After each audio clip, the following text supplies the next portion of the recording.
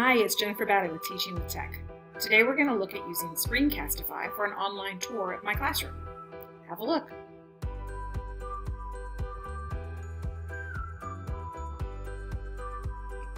I just recorded a video to help my students navigate the homepage and to figure out where everything is.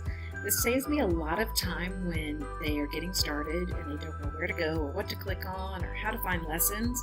So it's a really good use of my time, and I used Screencastify in order to record that. So I would like you to take a look at this and see what ideas you might have to use this for your classroom. So you can walk them through an assignment, through a website, instructions, different things like that.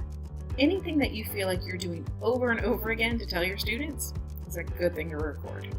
So take a look and see what you think.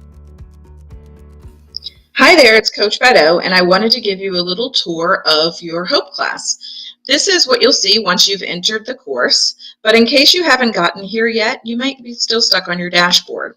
Your dashboard is going to have a blue bar at the top, and you're going to see a box like this that would say Hope Class, Segment 1, and then probably a second box for Hope Segment 2 if you're enrolled there as well.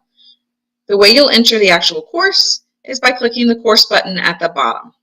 Once you do that, you should be entered in. You might see a message from the school before getting to the page, but just click continue. Make sure you read those announcements. They do change them up from time to time for information for all students. So here is the announcement page. This is the page that you'll see when you're entering the course and you're ready to get started. I've scrolled down just a little bit so you can get a better view. One of the first things I like to do is show you how to turn on your navigation buttons on the left-hand side. If you look at this top bar, you should hit the black bar. If you still see the blue bar, you're still on the dashboard page that shows all your other courses. So you want to make sure that you've entered the course. And over here, you're going to click right next to your name. You'll have a little arrow or a caret. You'll click on that, turn on Account Preferences, Use Side Navigation. It's on No now, but you're going to pick Yes. Save Changes, and you're going to get a quick menu bar over on the left-hand side. That makes it a little bit easier to find the most used items that you're gonna need to navigate the course. All of these things can still be found up in this top menu. The three lines here, we call that a hamburger menu. All of that is in here as well. This is just a little quicker view, and it's got the things that you're going to use the most.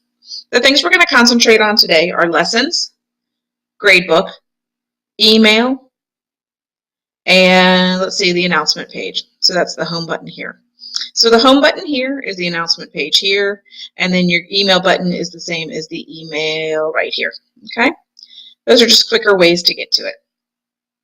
I try to put absolutely everything I can on the announcement page so that you have everything easy to find. When you scroll down here, you'll see how to make an appointment on the button on the right-hand side. That's how you'll make your welcome call appointment and DBAs and anything else that you might like to speak to me about. I usually offer about 80 to 90 appointments a week, so there's bound to be something that'll work for you. My hours here, my phone number, my email. Feel free to call, email, text with any questions you might have. Again, all emails are returned within 24 hours, and text and calls, and every assignment is graded within 48 hours. Here, one of my lab students, you'll have information here. Here's your pace chart. It tells you what's due each week. You'll also have an email version of that once you sign up and you're activated in the course. Remember to turn in assignments every week, even if you're working ahead. And let's see, when you go down to the green page, I have more of the help information here. So if you don't want to go back and look for your welcome information, it's all here. And we have live lessons scheduled here for collaborations. There's lots of options for collaborations. The schedule is down below, but you can also click here for collaboration information and find other options once you're ready for that. I do have some help here. Quick links to your assignments are here as well. And schedule an appointment link is here as well. Google contact form. And then the video you're watching right now will always be right here, the most recent version of it. When you're ready for your wellness plan for Module 1, there's also a video down here to help you with that. So let's go back up and talk a little bit about some of these buttons. The email button is super important. If you see a circle, a red circle with a number in it, that's how many unread emails you have. So make sure that you're checking that daily.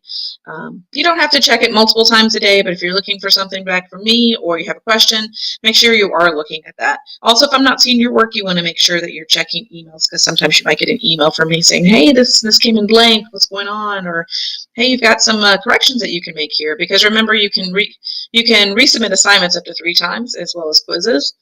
So make sure that you're getting the best grade possible. Another item I'd like to talk about here is assessments in Gradebook. They're similar but different. I would say get in the habit of always using Gradebook.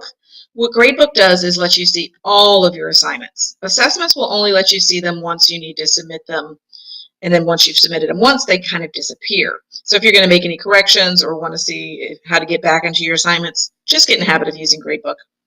Your very first assignment is the Segment 1 Enrichment Assessment, and you would turn that in here. This is the badge that you would get from your Canvas orientation at the end after taking the quiz. You would simply click the assignment, scroll down, add the file, so that would be you're going to upload the file that you have saved. I recommend saving to a Hope folder or to your desktop for anything that you're going to upload to find it easy.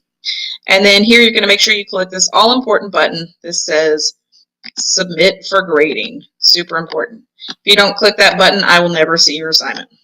Then you click Save for Later. So that's how you submit an assignment. Once you go back to your gradebook, and after you submit, it'll bring you right back to your gradebook, you'll see that everything is color-coded. It'll be blue if it's waiting for grading, green if it's graded, red if it's not a passing grade over 60, and then if it's exempted or a pretest, you'll see that here. That first assignment is worth 80 points, so make sure you're trying to get those points in. All right, so basically you can look at all your assignments here and you can tell what you need to submit, what needs to be corrected. So you would see that this one is green, and you got 140 out of 140, which is awesome. You would also not see all of these white spaces because you don't want to skip assignments. If you skip assignments, they can be deleted, and the assignments that are required must be completed first. Sometimes you'll need a password, but I'm really good about giving you those passwords as you need them. They're really just to keep you working in order. All right, so let's talk a little bit more about the lessons and how you're going to actually find your assignments. Little book up here at the very top, as well as the lessons buttons, is going to get you right in there. When you click lessons, you'll see that Hope is divided into Segment 1 and Segment 2. Segment 1 has 3 modules, Segment 2 has 3 modules. Think of a segment as a semester and a module as a chapter. So for Segment 1, 2, and 3, 4, 5, and 6, you'll have a wellness plan. Module 1 goes over wellness plans, so you'll learn how to do that. There's also a menu up top. You can get to everything here. And then when you're actually in the assignments, let's say we'll go to 101. You're going to make sure that you're scrolling through with the arrow buttons to reach the last page. And generally the assignment information is on the last page, but don't forget that I have those quick links on the announcement page so you don't have to dig for those assignments that you have to turn in. Also super helpful up here are the videos. The videos will help you with some of the exercises and the requirements that you'll have, so if you ever need to go back and look for them, there they are.